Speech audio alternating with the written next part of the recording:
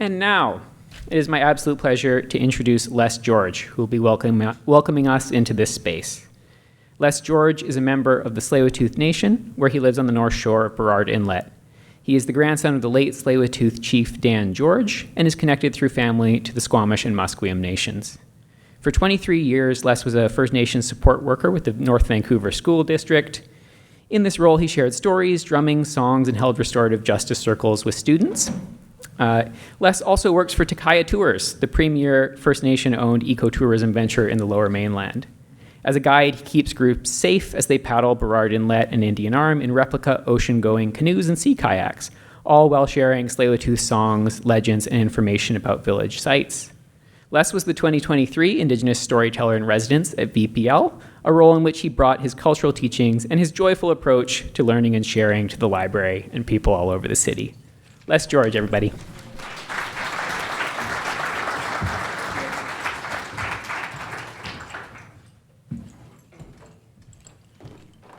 Good evening, everyone. As Andrew mentioned, my name is Les George. My father is from Squamish, and my mother is from Tsleil-Waututh. And it really fills my heart when I get to come do these things, because it was really something that we weren't allowed to do for like the longest time. And now me and my brother, we go all over the Lower Mainland, and we do these welcomings. And we call it opening the door for our ancestors. And not only my ancestors am I opening the door, I'm opening for all our ancestors here. And by doing so, we do that by sharing a song. And the song I like to welcome our ancestors with is our clan song, the wolf song, Oosiam. And when I'm saying Oosiam to you guys, I've heard from different elders and chiefs that there's different meanings to it. And when I'm saying it to you guys, I'm saying out of respect and thanks, and for your ears and listening to the words I say. And whenever you feel it in your heart, you guys are welcome to say Oosiam too. Takaya, wolf song.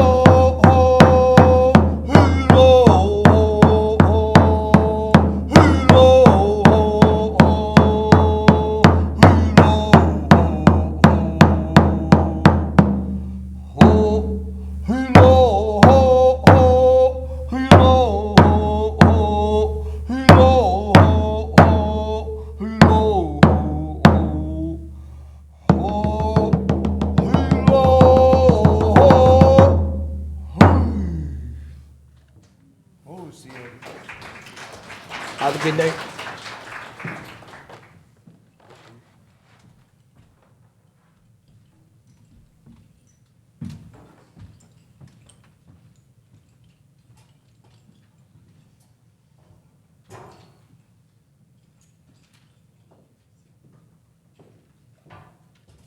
Karen takes the shortcut. Good evening. Danse. Harlan Pruden, Egwa, Waka no Mani, Niha, Niha, Niha, Ayakwe.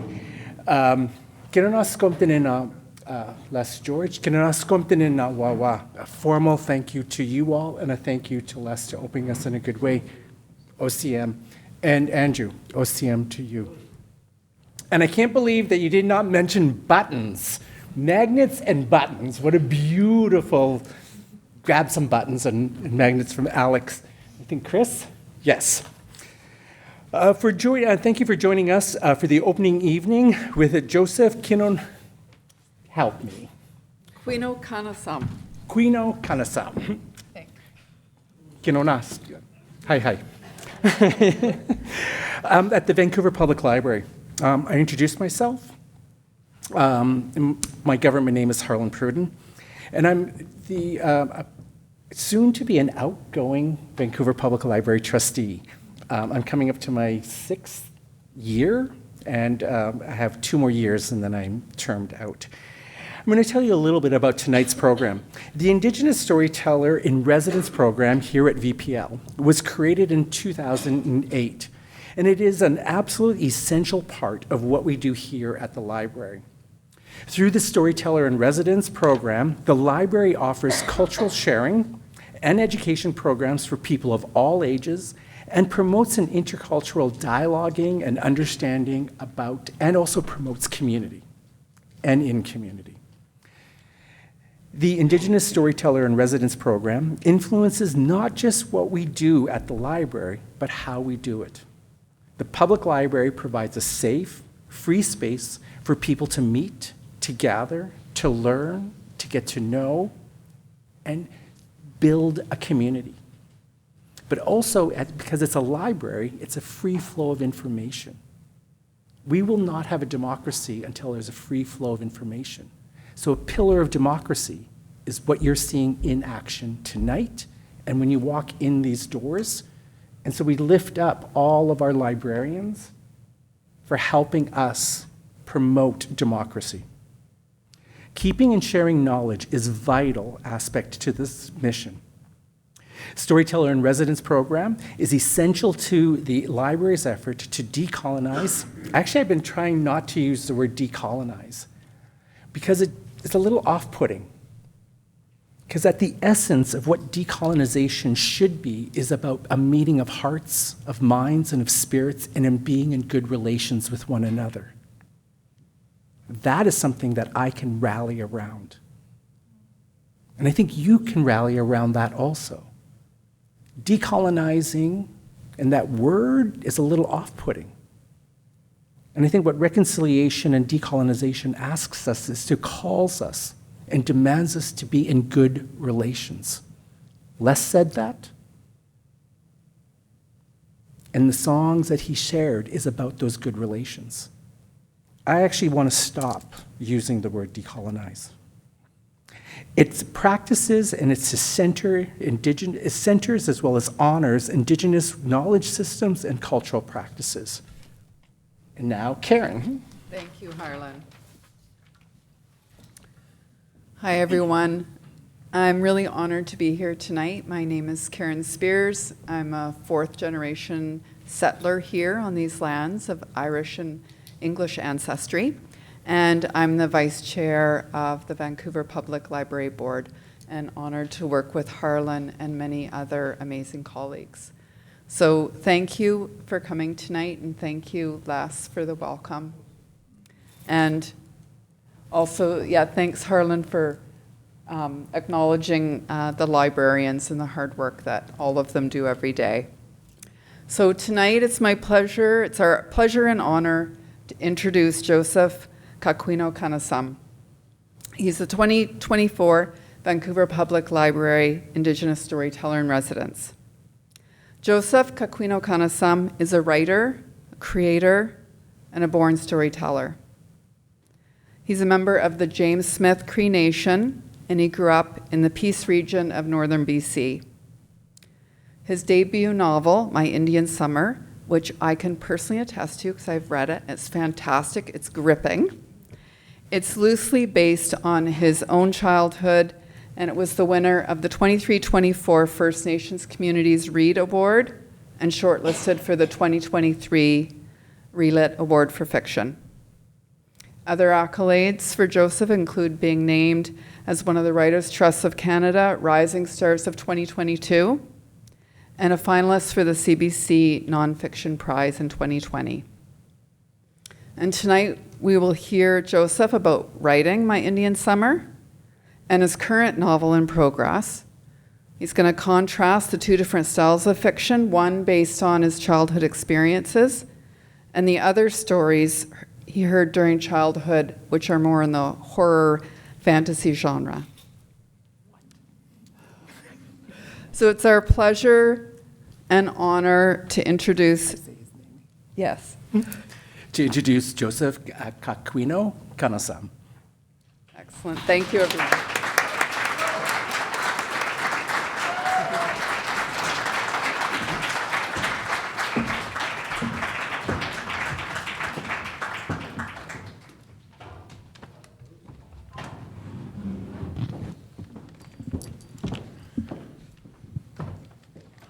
ourselves set up here. All right. You all ready to rock and roll? Let's go. So, Joe, you've been here since the start of February, and your term runs until the end of May. So I guess I'm just curious how many books you've already finished while you're here, and how many more you're planning to write. If you could talk a little bit about that. Well, I finished one book. That's pretty good. I'm working on the second. I have 3 other manuscripts that I'm working on in the background.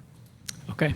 Sounds good. Yeah, thank you. Yeah, you should see his office. There's this whiteboard full of daily 4,000 word count charts, and there was a battle plan up there the other day. Yeah, there was actually. I modeled that one after Waterloo. Well, Yeah, very nice. yeah. I thought, what the heck? That sounds like a pretty good battle plan. So, All right. So we'll wind the clock back a little bit. Sure. And when and how did you start writing, and when did you come to the craft? well, I guess I started writing as a catharsis. It was one of the things that my psychiatrist, Max Sukharov, had suggested that I do to sort of help me compartmentalize and unload childhood trauma. And that's kind of how it started.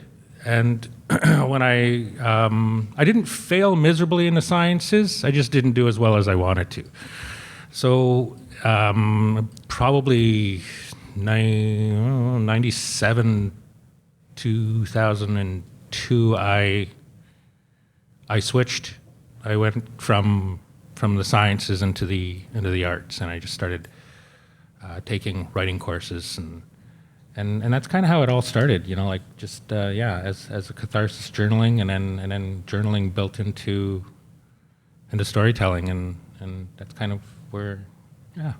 Nice. Yeah, and we were talking, and you told me about how your first manuscript, your first novel, My Indian Summer, started as a memoir, actually, and you transitioned it into fiction. It did, actually. Like I attended the Writer's Studio at SFU in 2018, and I worked on my manuscript there. I finished it in a year, and I'd been working on it for a couple of years after that with several mentors, and memoir work is just such hard work.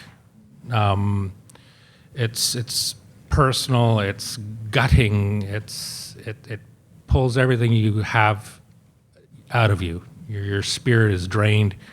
In the Cree medicine wheel, we have our mental, our physical, our emotional, and spiritual selves are represented by the medicine wheel, and every part of my body, my spirit, my mind, were completely spent. And so when I submitted my manuscript to Tidewater Press, my editor and my publisher called me up on a Zoom, and they said, "Hey, wow, this is pretty amazing. How are you feeling?" That's what my editor, Kilmany, said to me. She just, like, "How do you feel? Do you think you can do this in a year?" And I'm like, honestly, no, I don't think I can. I don't want to, but if I have to, I will. And they said, well, then let's not. Let's make a fiction out of it, and let's try to have some fun. And instead, because with memoir, you're always in your own head. You never really know what people are thinking. You can make inferences. You can guess at what people are thinking, but you never really know.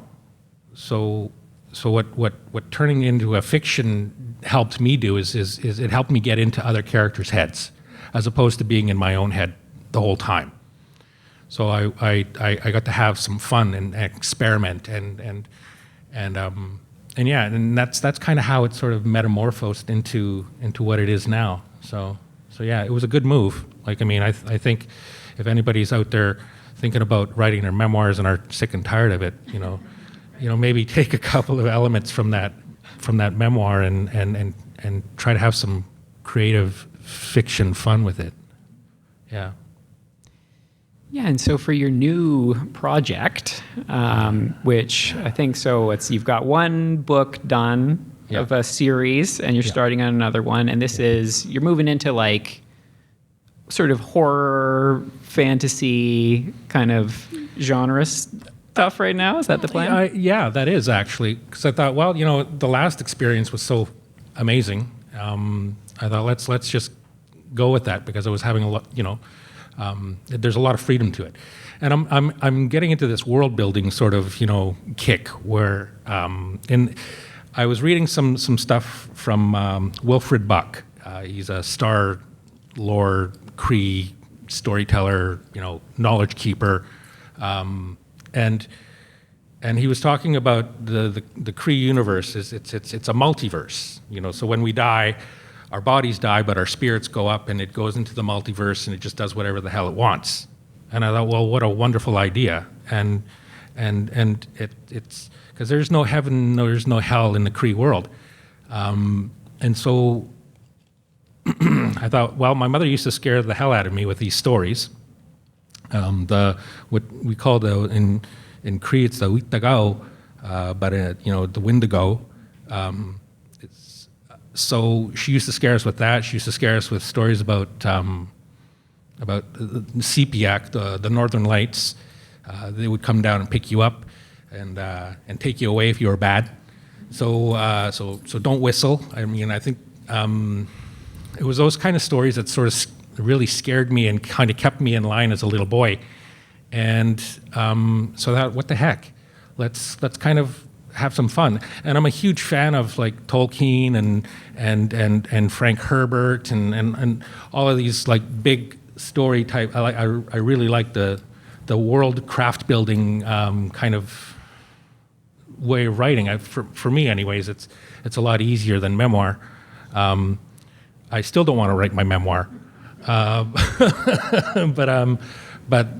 yeah, that whole world building part of it is I'm having a lot of fun with creating a Wendigo world and using these the Northern Lights as a way for spirits and creatures in our world to move between the multiverse.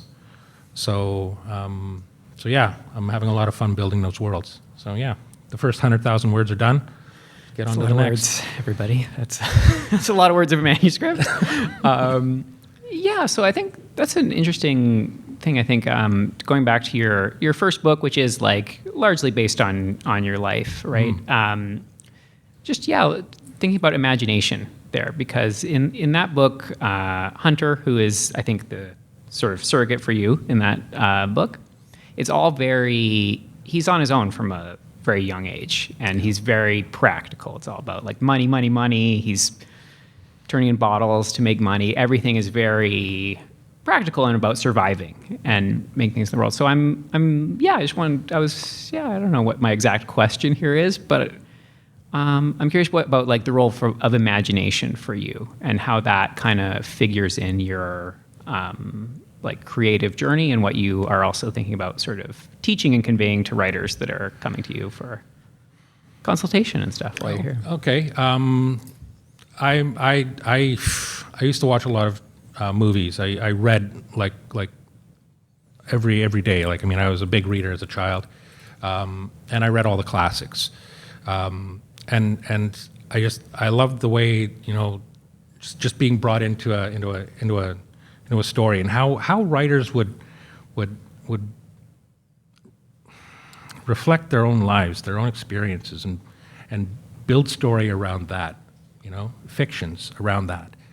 And I thought, well, if they can do it, why can't I? And as far as the creative part of it is for me, it's a bit of an escape. I don't have to think about my biggest fear is going back to the manuscript, my memoir.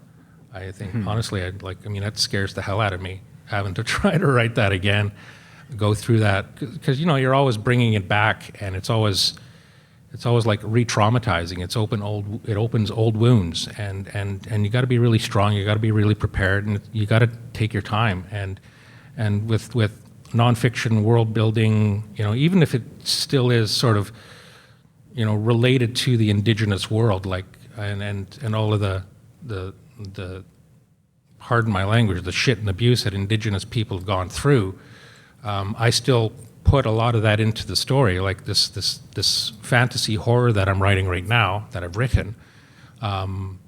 It does focus on a lot of that stuff. There's a lot of that that trauma-based, experience, residential schools, the Catholic Church, all of those things that my mother used to tell me about and scare me.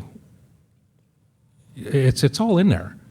I'm taking it at a different angle so that I can control that emotional content, and so that I'm not sinking into a hole every time I tell these stories, and frankly getting depressed. Right. I don't want to spin out of control. So it's one of the things. It's a control mechanism. Yeah. Makes a lot of sense. So half of this residency is you writing 1 million words and signing a bunch of book deals, as you're doing right now. Yep. The other half is going to be public programming and community outreach. What are your plans for that? What are your how do you see that in your I am practice? so looking forward to this. I've got my first set of consultations coming up next week. I'm working with my publisher, Tidewater Press, to try to do an outsourcing story building program for young kids. And she told me this great story. She had this experience with these kids, and they wrote a book, and it was, they told the kids how to, there's an arc, there's a good person, there's a bad person, and there's goals, and there's struggles, and there's all this stuff. There's all of these elements to building a good story, and so all of these kids were really, really excited about this, and they got right into it, and they were loving it, and at the end of it all, they published it.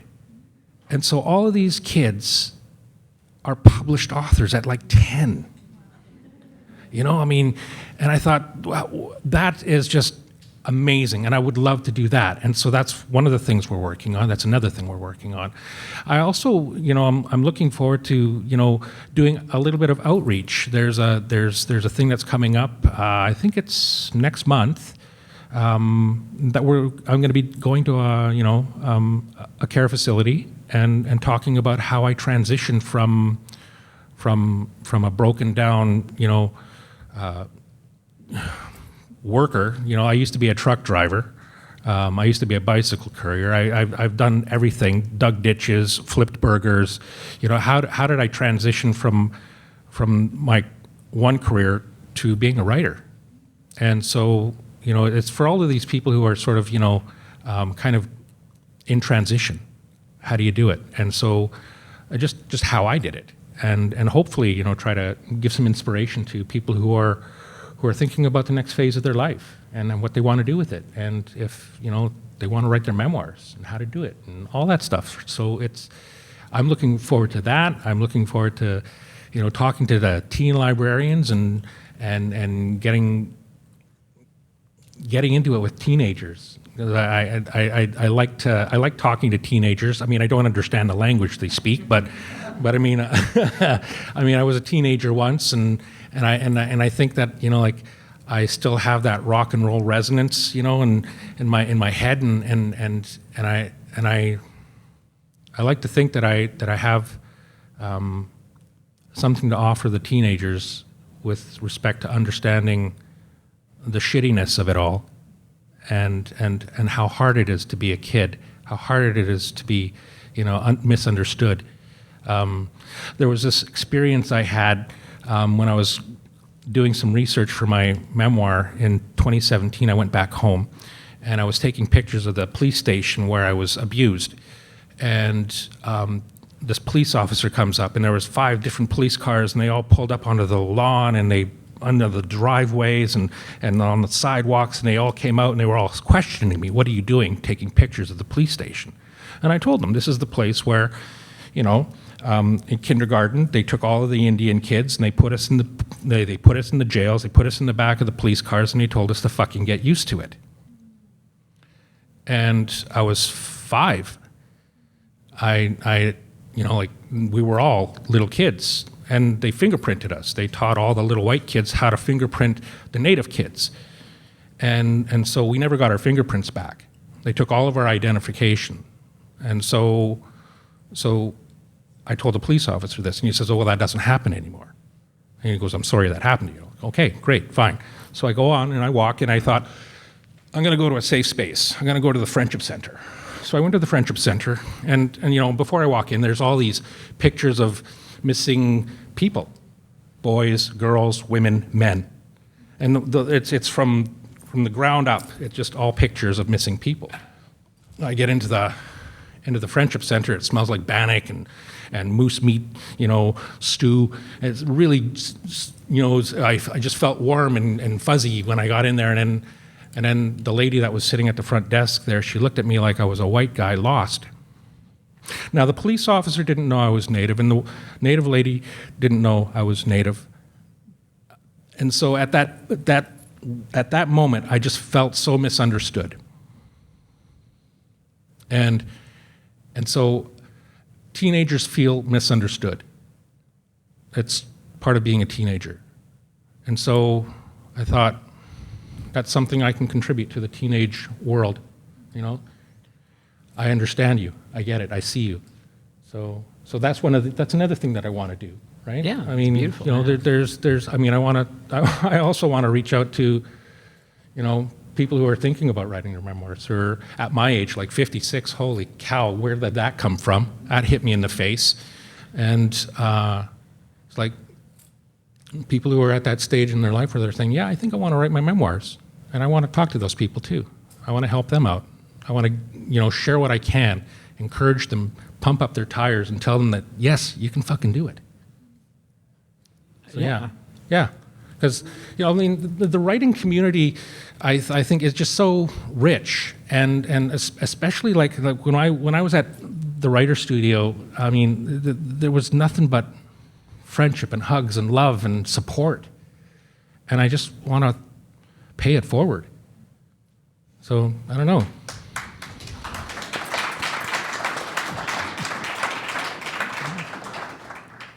That sounds beautiful. I think that's a good spot to call, unless you have anything else you want to do. We're going to move to Q&As with our new plan. Sure. Yeah. All right. So here's the plan, everybody. We're going to do Q&As a little bit differently than we typically do. What we're going to do is Joe's going to go to the green room for about 5 minutes. And what we'd like you to do is, if you have a question or you've been thinking about what Joe's been saying, turn to your neighbor. Preferably the neighbor you didn't come with. Talk to somebody new and talk about what you would like to ask. Maybe if you have a question, run it by your neighbor. If you would like to hear something asked, you can talk about that. And we'll just kind of have a little dialogue with the person next to you, and then we'll do a Q&A with the questions going to Joe at the end of that time. Sure. So, and it also is an opportunity for you to grab another cup of tea if you want to as well. But we'll be back for questions in about 5 minutes. 5 minutes. All right. Thank you all.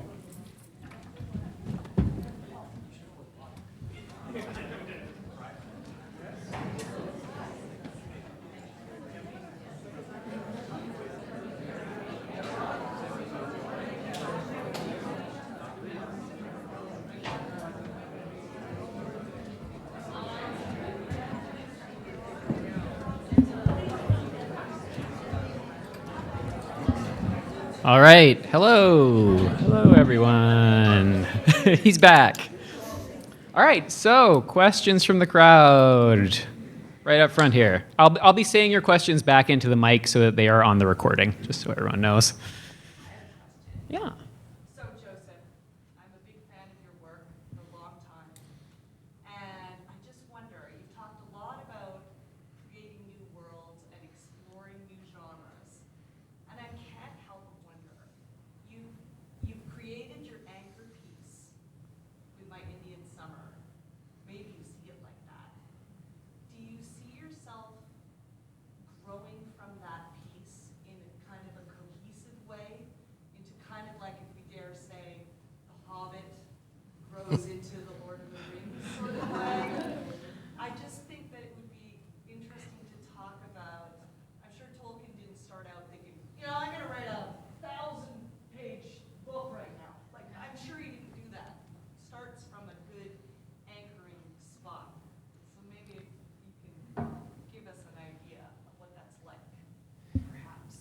So the question is from a big fan of Joe's work, and it's about basically the idea of your first book being sort of an anchor for a sort of larger project or mythology created through your writing, if I'm paraphrasing that remotely, okay? There is a character in My Indian Summer, and her name is Gladys. She's one of the Cookums. Yes. The short answer is yes. I didn't necessarily plan it. It just sort of happened naturally. And when I was working on the book that I'm finished now, it's called Storm Cloud's Treat, and it's about this Wendigo that eats really bad priests and terrible nuns and awful people, right? And so there's a character in there, and her name is Grandmother Fox. And there's this creation story in the Cree world where Grandmother Fox adopts a young Cree boy who was abandoned by his stepfather on a hunting trip. And his name is Aya. And so, you know, from all of these, from that particular world and that, you know, sort of perspective, that just sort of, like I said, it kind of happened naturally. And I thought, well, there is that character in My Indian Summer, Gladys, who's very mysterious in a way, and she's very powerful, and she's not quite like, I mean, I don't feel like I defined her enough. That's the one regret I have about that particular story. But yeah, I think Gladys is Grandmother Fox. Yeah. So yeah. Yeah. Short answer, yes. Long Yes. answer, more thoughtful. Yes. All right. We have another question over here. Yes, I'm wondering about how you would feel about Eden Robinson's work. She started out with a classic coming of age, Monkey Beach, which I adore, and then she branched out into a kind of more action, the book sport thing, and then onto the trilogy, which, you know, I immediately thought of that when you talked about the direction and everything. So I'm wondering how you feel about her work and her move from the conventional prose written in an MFA program at UBC and then on to the more action-oriented fantasy world. Yeah, so the question is about the great Eden Robinson, what your thoughts are about her work, and particularly that move from sort of more conventional literary fiction into genre and seriesed books. Earlier, I discussed, you know, my transition from the sciences to the arts, and one of the first writing courses that I took at Douglas College in the Coquitlam campus, one of the books that we studied was Monkey Beach, and I loved that story. I was inspired by Eden Robinson. We also read Thompson Highway, Dry Lips Ought to Move to Kapuskasing. And so it was the first time that I'd ever seen Indigenous writers being represented in a syllabus at a college level. And so, yeah, like, I mean, that, not only was it inspiring, but it also gave me a lot of ideas for myself. And when she transitioned from Monkey Beach and she moved on to on a more, you know, spiritual science fiction, fantasy, horror genre, I like I said, I was just really inspired and motivated to write something from a Cree perspective. And so, yeah, like, what do I think of it? I thought it was genius, and it was a great way to inform non-Indigenous people about the richness of the Indigenous world, and that we're like this. The idea of pan-indigeneity kind of bothers me, because there's 6,000 different First Nations groups in Canada, and you know, to paint us all with the same brush is wrong. So so Eden Robinson told her story, and I'm going to tell mine. And so, and like we're separated by 3,000 kilometers and 3 provinces. So, yeah, it's a good question. Thank you very much. Indigenous worlds. Yes, yeah, Indigenous worlds, yeah. Great. We're going to have time for one more question here. There's obviously a lot of great questions here. So also, if you have a question that you didn't get a chance to ask tonight, you can email programs@vpl.ca, and we'll pass it along to Joe and try to I get you an would answer. look forward to answering those questions for you, for sure, 100%. Also, you might not know, Joe is a library professional, also at one of his former jobs. So, Yeah, yes. yeah. So one more, and you'll go front row here. Yeah. The world is going through a pretty tough time lately with the pandemic, inflation, and everything. I see there's a lot of book banning going on right now. So how would you go about educating the public to let people read such books as yours or whatever? Even To Kill a Mockingbird has been banned. Toni Morrison books, many other books have been banned because even by school faculty. I was wondering what you would do to educate people better.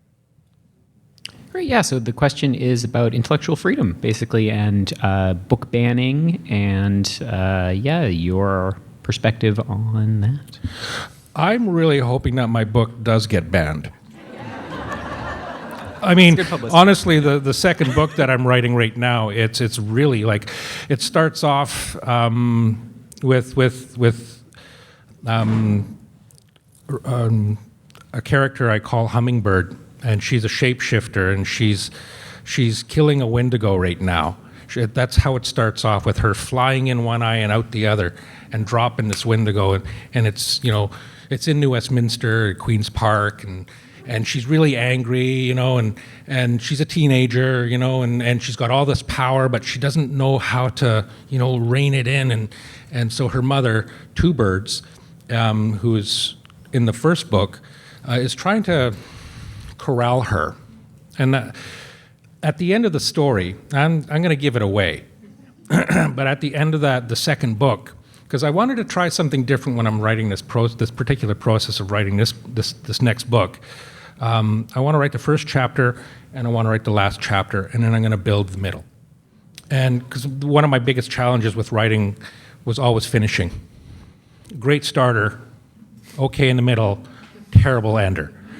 So I thought, well, to hell with it, I'm going to just do it this way and see what happens. And so at the end of the story, Two Birds, Hummingbird, and her Hummingbird's uncle, Bradley Fraser, they're at the Vatican. And yeah, another Wendigo. And so so I'm purposefully writing this story so that it does get banned. I think that's great publicity. It's a tool, right? Like, I mean, I also want to just, and in terms of world building, that's one aspect of the storytelling, but I mean, the other aspect is just, letting the world know what the Catholic Church has done to Indigenous populations all over the world, for the last 1,000 years.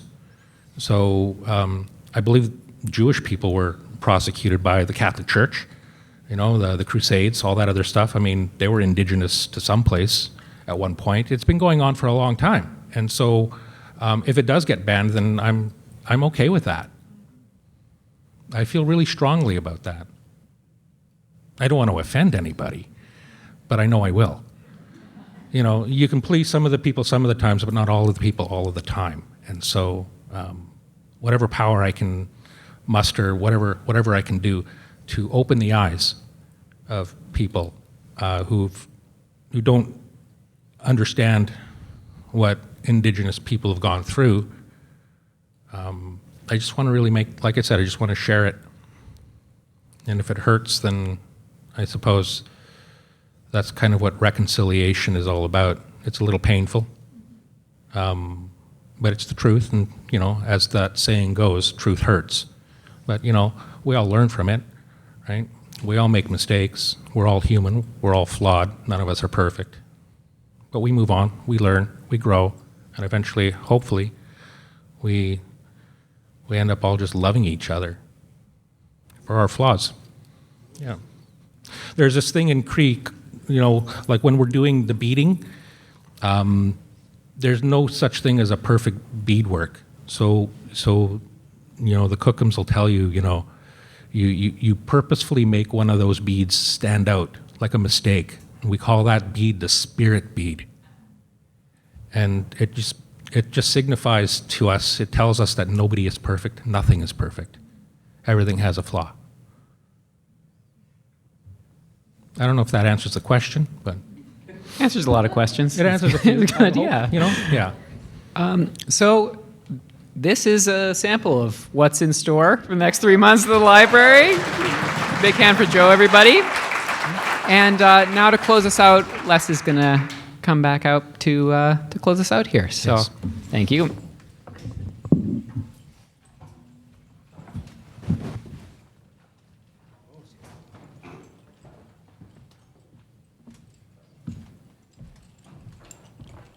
Thank you, Joseph. Thank you, Andrew. Thank you, everyone, for being here. As I'd like to share again that I'm from Tsleil-Waututh, and that means people of the inlet. And that's where I'm from. That's where my mother is from, and my grandparents, and so on. And as a knowledge holder, I share my songs, and this is what we call medicine in our culture. Medicine and teachings and communication. When we meet other nations and other tribes, we'd use this to communicate with them. Before we go onto a beach, we need to share a song before we come to the beach in our canoes. So I like to share the songs in my blood from Tetwanik. His government name is Dan George, Chief Dan George. And my grandmother was the oldest daughter of Dan George. And my late mother was the oldest granddaughter of Dan George. So she really got to travel a lot, around the world with him a lot. She was one of the favorites. And the song I'd like to end with is a song we still use today in our community, and we just used it last week in a celebration of life, and it's our Tsleil-Waututh prayer song. And my grandfather, when he would go do sittings and interviews and videos and talks, he would always go, and he'd be put up in a hotel, 4-star hotel, and he would choose to go to the local village. And when I say village, I mean reservation. And my village is just about 15 minutes past Second Narrows Bridge, east of Second Narrows Bridge. And they tried to push us out there, and lucky for us, it became like $1 million area there. But some villages aren't as unfortunate. And my grandfather, he didn't care. He would go sit in their houses, he would go to their villages, and he would be welcomed. And that's how we are. That's how First Nations are. We're always welcoming everybody. We always welcome everybody. And he would share this song with them. He would go all over and share this song throughout BC and Canada. And then when he came back home, the matriarchs and the chiefs and the leaders, they gathered together, and they really enjoyed this song. And they approached my grandfather and asked if they could adopt the song. And being the humble man my grandfather is, he said yes. And so today, this Tsleil-Waututh prayer song is also known as a Coast Salish anthem. And this song, as Andrew mentioned, I was a youth worker, Indigenous First Nation support worker in the school system. I still do work there. And I've taught this song. And now I did it in North Van, and I'm doing it in Burnaby and in some schools in Vancouver. And we sing the song alongside with O Canada before assemblies. So if you like, you can join me in standing for this song. Oh, see him. I raise my hands to everyone for being here tonight. Thank you, Joseph, for your teachings. Oh, see him.